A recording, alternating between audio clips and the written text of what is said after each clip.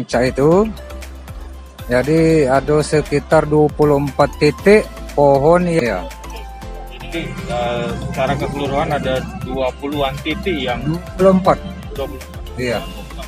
Iya, tumbang sama yang rubuh sekaligus ya. Akibat dari hujan puting beliung yang tanggal 22 itu ya. Iya. Oke.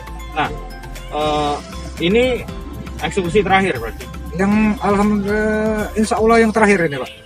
Untuk berdasarkan laporan. Kalau yang belum ada laporannya ya gitu belum tahu juga ya. Masih menunggu, tapi kita selalu dari Dinas PRKP siap 24 jam untuk menangani. Terjunkan berapa armada dan berapa personil untuk mengeksekusi? Kalau untuk yang di Supoyono ini armada kerennya 2, untuk armada dump truck untuk pengangkutan sampah itu ada 5 dump truck. Ya, karena pohonnya terlalu besar, terlalu banyak sampahnya itu. Nah, kalau yang tempat-tempat lain, yo satu titik itu satu armada keren, mungkin apa dump trucknya 2 atau tergantung sampah itu. Kalau personil kita berapa Pak?